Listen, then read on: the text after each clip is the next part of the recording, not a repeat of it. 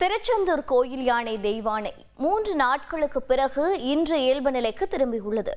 இதனிடையே வனத்துறையின் அனுமதியின்றி இந்த யானை வளர்க்கப்பட்டதாக அமைச்சர் பொன்முடி இன்று தெரிவித்துள்ளார்.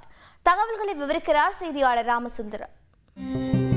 திருச்செந்தூர் சுப்பிரமணிய சுவாமி கோவில் யானை தெய்வானை கடந்த 18ஆம் தேதி தனது பாகன் உதயகுமார் மற்றும் அவரது உறவினர் சிசுபாலன் ஆகியோரை தாக்கியதில் இருவரும் உயிரிழந்த சம்பவம் பேரதிர்ச்சியை ஏற்படுத்தியது.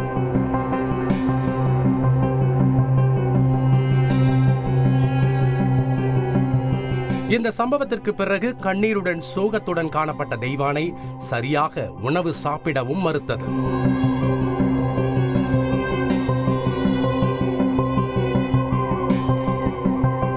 யானையின் உடல்நிலையை கால்நடை மற்றும் வனத்துறை அதிகாரிகள் தீவிரமாக கண்காணித்து வந்த சூழலில் 3 நாட்களுக்கு பிறகு தெய்வானை இன்று இயல்பு நிலைக்கு திரும்பியது. மற்ற 2 பாகன்களான ராதாகிருஷ்ணன், செந்தில்குமார் ஆகியோர் தெய்வானையை குளிப்பாட்டினர்.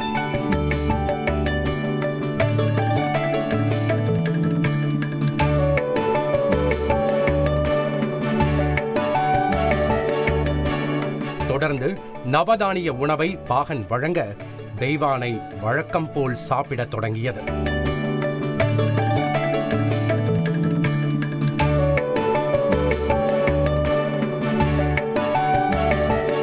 அப்போது கால்நடை மருத்துவர் ஒருவர் நல்லா சாப்பிட்டியா என கேட்க தெய்வானையும் உற்சாகமாக தலையாட்டி அனைவரையும் ஆச்சரியத்தில் ஆழ்த்தியது.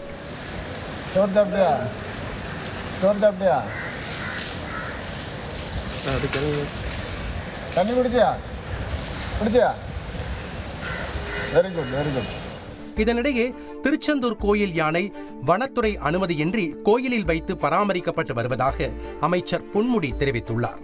திருச்செந்தூர் தெய்வானை யானையை நம்ம அனுமதி இல்லாமல் அங்கே வச்சிருந்தது, வனத்துறையினுடைய அனுமதியே இல்லை. அந்த யானையே அஸ்ஸாம்லேருந்து வந்ததுன்னு நீங்கள்லாம் பத்திரிகையில் டிவியெல்லாம் பார்த்துருப்பீங்க. அந்த மாதிரி ஒரு சூழ்நிலையெல்லாம் வளர்ந்தது. இருந்தாலும் எதுவாக இருந்தாலும் அதை பாதுகாக்க வேண்டிய பொறுப்பும் எங்களுக்கு இருக்கிறது என்ற காரணத்தோடு அதற்கான நடவடிக்கைகளையும் வருங்காலத்தில் எடுக்கப்படும். செய்தியாளர் ராமசுந்தரம் வழங்கும் கூடுதல் தகவல். திருச்செந்தூர் கோவில் யானை தெய்வானை தொடர்ந்து வனத்துறை மற்றும் கால்நடைத்துறை மருத்துவர்களின் கண்காணிப்பில் இருந்து வருகிறது. தற்போது பாகன்களோடு நல்ல பழகி உணவுகள் எல்லாம் எடுத்து வருகிறது. இருப்பினும் தொடர் கண்காணிப்பில் மருத்துவர்கள் வைக்க வேண்டும் என வனத்துறை அறிவுறுத்திய நிலையில் தொடர் கண்காணிப்பு நடந்து வருகிறது. இன்னும் ஒரு சில தினங்களுக்கு கண்காணிக்கப்பட்ட பின்னர் கோயிலிலேயே வைத்து பராமரிப்பதா இல்லை என்றால் முகாமுக்கு கொண்டு செல்வதா என்பது குறித்து அதிகாரிகள் முடிவெடுப்பார்கள் என்ற தகவல்கள் வெளியாகிருக்கிறது. கல்பனா. நன்றி ராமசுந்தரம். செய்திகளை உடனுக்குடன் தெரிந்து கொள்ள உடனே சப்ஸ்கிரைப் பண்ணுங்க.